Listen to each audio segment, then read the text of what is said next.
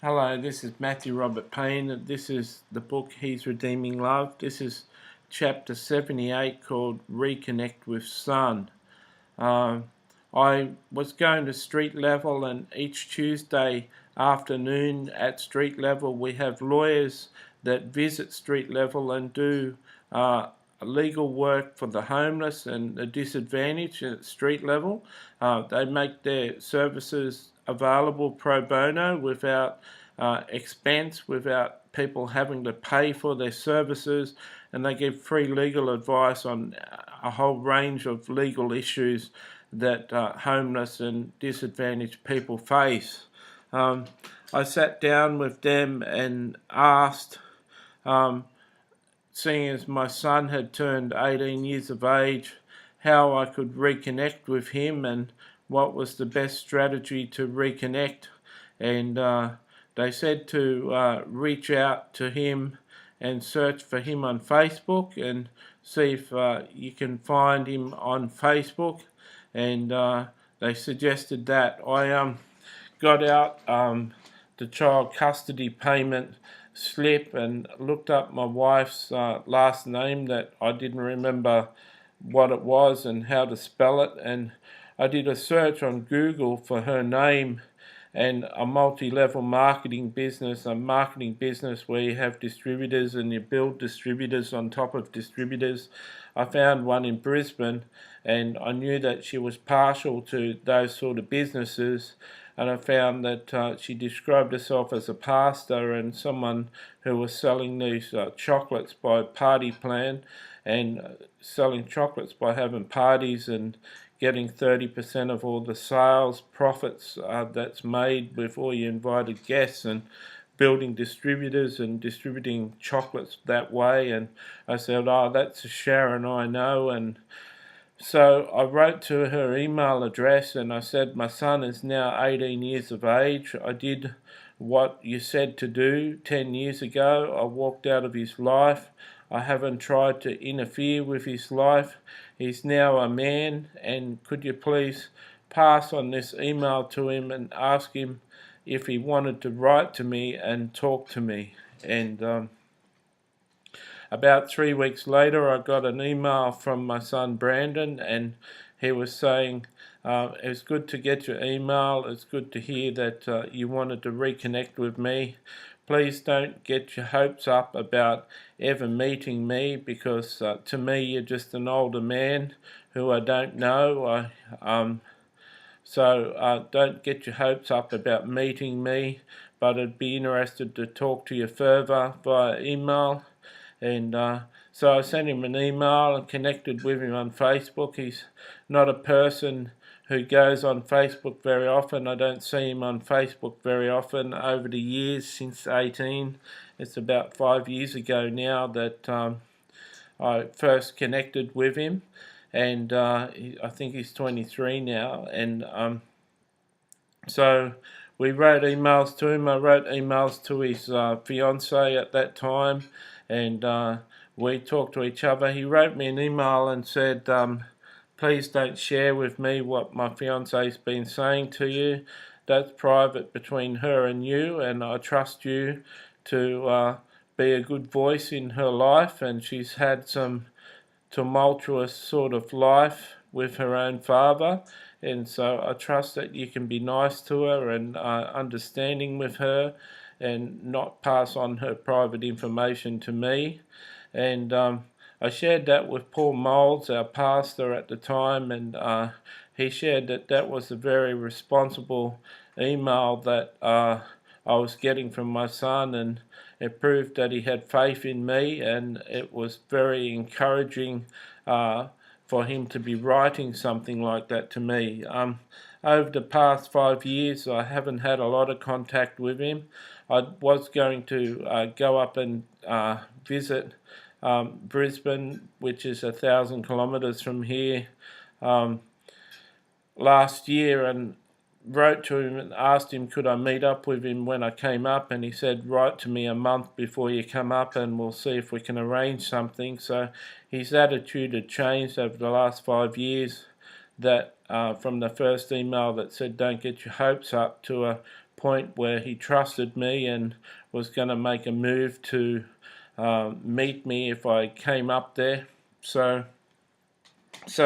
I did reconnect with him, and it got me excited. I remember on his 18th birthday, we're having a lesson on how to pray for people that come forward at church, and to be part of the ministry team that prayed at church. And the leader that was teaching the ministry course on how to pray had this 5-step program of questions you ask when someone comes forward and how you proceed to pray the prayer.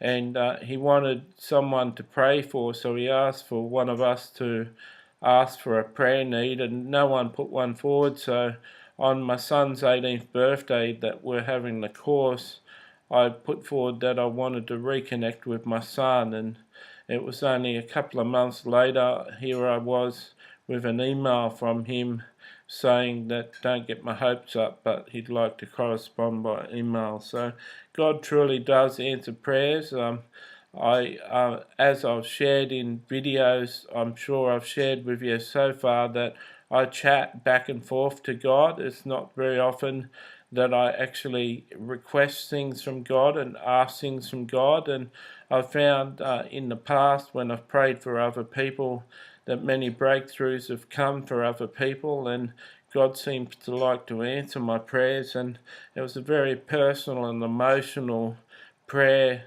answer that within months of me requesting to reconnect with my son, that I actually reconnected with my son. It's an amazing thing to have the redeeming factor of missing a son. I don't think people fully realize how much the Father gave up when he sent Jesus to earth, and how much it cost the Father to see his Son die on a cross. I don't believe the Father ever turned his face away from Jesus dying on the cross. I got taught by a person called John Crowder, who taught that in the Old Testament days, when they didn't have printed Bibles, they used to remember psalms, and they'd sing psalms and be able to sing through a psalm, and they'd be able to remember psalms word for word. And that's how they used to sing them and repeat them and read them out at temple. And so a preacher or a priest, rabbi, would say the first line of the psalm, and by quoting the first line of the psalm, the people would know that he's going to start addressing the subject of the psalm, and for them to start to run the psalm through their mind, because he's going to be talking about certain aspects of the psalm. And on the cross, Jesus said, my God, why do you forsake me?" And that was Psalm 22 in the Bible, and that's the very start of the psalm. Well, later on in the psalm, it says that God wouldn't turn his face from someone who's in suffering and who needs his God, and God will surely not turn away. And that's later on in the psalm, and all through the psalm it says, my bones are out of joint, and they're casting lots for my clothes. It was the whole psalm about the actual death of Jesus, prophesying his crucifixion on the cross. And as people read the psalm to themselves, because Jesus had quoted the beginning of the psalm, anyone there that was knew the psalm by rote, by understanding, by memory, would see the psalm getting played out word for word right in front of him as Jesus died on the cross.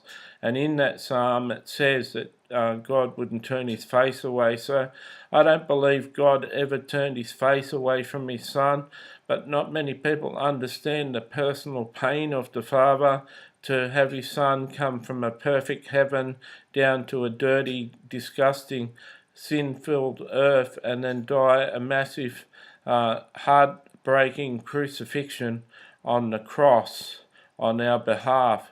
It's not until you've lost a son for 10 years, and it's going on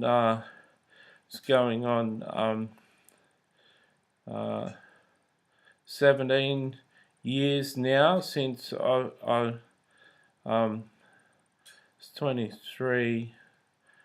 uh, 8 to 18 is 10, and 5 years is 23.